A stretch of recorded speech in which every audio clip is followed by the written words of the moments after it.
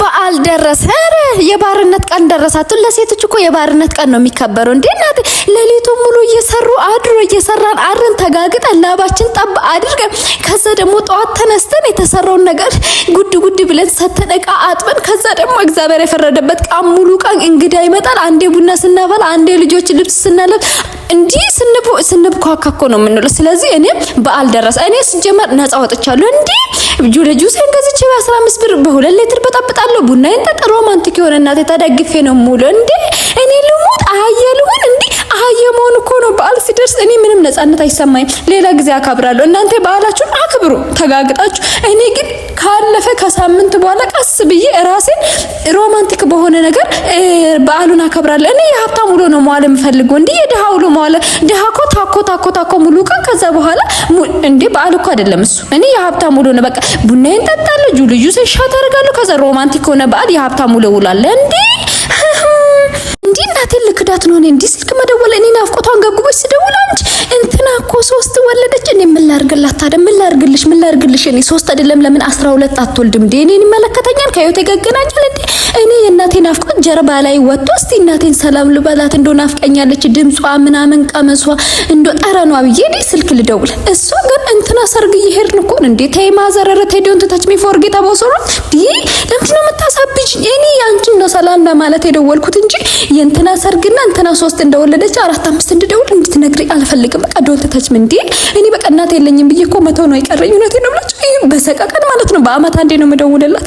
በአመት አንዴ ራሱ ደውዬላት የኔ ናፍቆት አይታያትም። እሱ እንዴ እንትና 6 አውቃለሁ እኔ ለምን እንደዚህ እንደምትይ በቃ አውቃለሁ፣ ገብቶኛል። የተማርኩ ሰው ነኝ። ዶንት ታች ግን ማዘር በቃ እንዴ እኔ ተሰቃየሁ እኮ እግዚአብሔር መደወል ስፈልግ እሷ ስንት ደግሞ ምን ትለኛለች? ያቺ ታናሽሽ ትለኛል። አንዴ በቃ ተኝ ማዘር ለራሴ እዚህ ህይወት አዲስ አበባ አንከራቶኛል። ምነው እግዚአብሔር ምን በድዬ ነው ይሄ ሁላ መከራ በላይ ላይ ምነው እግዚአብሔር ረሳኝ? ምነው እግዚአብሔር ምን በድዬ ነው እንደዚህ መሆን ስላለበት?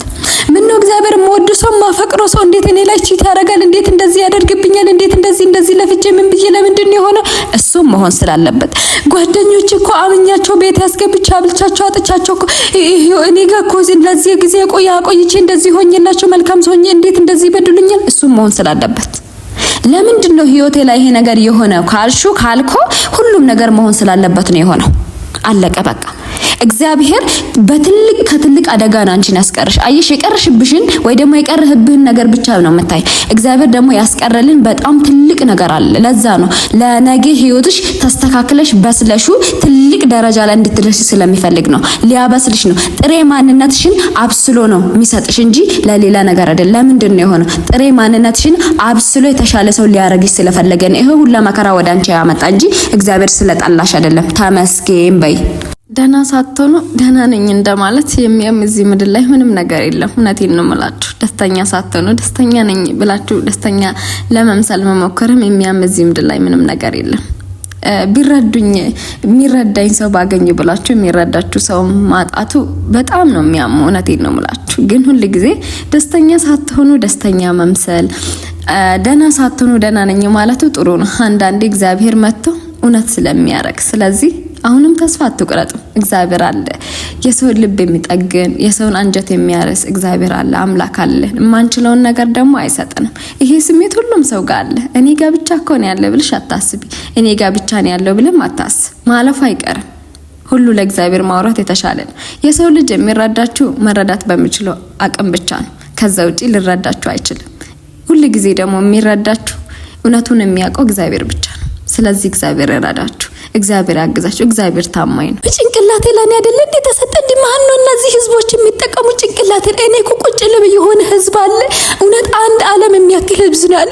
ጭንቅላቴ መጠቀም አልቻልኩትም እንዴ እናንተ። አንዴ ገጀራ ማመሳ ይዞ ውይይት የሚያደርጉት ነገር እኔ ልጠቀም ጭንቅላቴን ብዬ ቁጭ ልበል እንዴ? መጡ እንዳለ እኔ በእቅድ መመራት በአንቀጽ እኮ መመራት አልቻለም። እኔ እኮ ጭንቅላቴን መጠቀም አልቻልኩትም።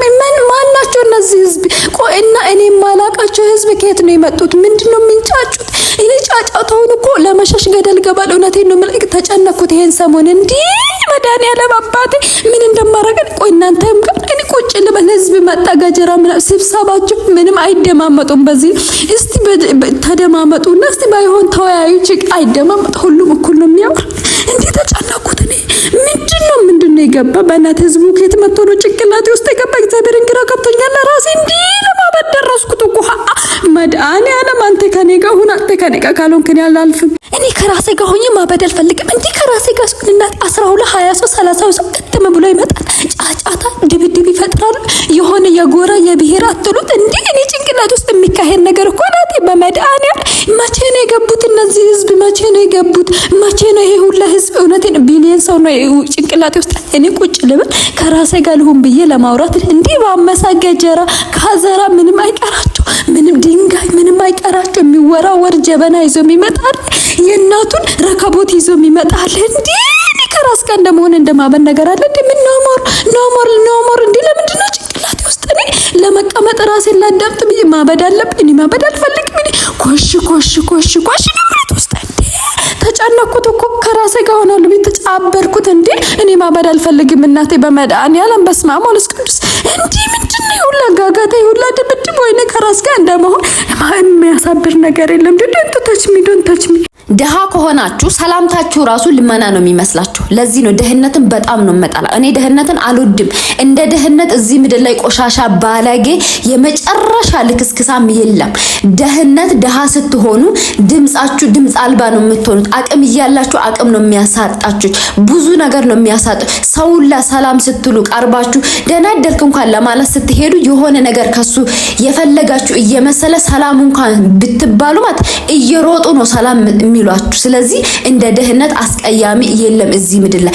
ለዚህ ነው በተቻለ መጠን 24 ሰዓት እና 30 ሰዓት የሚባል ቢኖረው ራሱ እሰራለሁ እኔ። ለምን ድህነትን ማየት ስለማልፈልግ። ድህነት ቆሻሻ ነገር ነው። ድህነት ምቀኛ ነው የሚያረጋው። ድህነት ከሰው በታች ነው የሚያረጋችሁ። ብዙ ነገር አላችሁ፣ ብዙ ነገር እንደሌላችሁ ነው የምትሆኑት።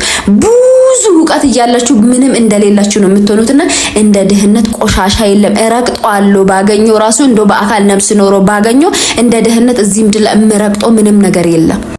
ከህይወት የወጣችሁ ሰዎች ማለት ነው። እኔ እናንተ ከህይወቴ እንድትወጡ አስቤ አይደለም ከህይወት የወጣችሁ። በነገራችን የእናንተ የልባችሁን ክፋትና ተንኮላችሁን አይቶ እግዚአብሔር ራሱ እግዚአብሔር ነው ከህይወቴ ፈንቅሎ አይደለም መንቅሎ ያወጣልኝና መንጭቆ ነው ያወጣልኝና እሱ ነው። እኔ አንድ ቀንም ከህይወቴ ትወጣላችሁ ከናንተ ውጪ መኖር እችላለሁ ብዬ አንድ ቀንም አስቤም አልሜም አላቅምና የኔን 24 ሰዓት የሚጠብቀኝ አምላክ እንደ እንቁላል የሚያየኝ አምላክ እሱ ነው። በነገራችን ከህይወቴ እናንተን ፈንቅሎ ያወጣ እንጂ እኔ እናንተ እንድትወጡ አስቤም አልሜም አላቅምና ለዛ ነው ሁሌ 24 ሰዓት ይጠብቀኛል እግዚአብሔር የኔ አምላክ የኔ መድኃኒዓለም እንጂ እናንተ የልባችሁ ክፋት ነው ከውስጤ እንድትወጡ አስደረጋችሁ እንጂ እኔ አይደለም። እውነቴን ነው የምላችሁና ጋድን ደግሞ አመሰግናለሁ ሁሉ ጊዜ ስለሚጠብቀኝ። ከእንደናንተ አይነት ደግሞ እግዚአብሔር ሁሌ ስለሚሰውረኝ ጥሩ ቦታ ስለሚያረገኝ እንደናንተ አይነት ላይ አድሮ ደግሞ ህይወቴን ስለሚሰራልኝ ሁሌ አመሰግናለሁና እናንተም ደግሞ ሹልክ ብላችሁ በእግዚአብሔር ትእዛዝ ስለወጣችሁልኝ ቴንኪው። እውነት በጣም ነው ማመሰግናችሁ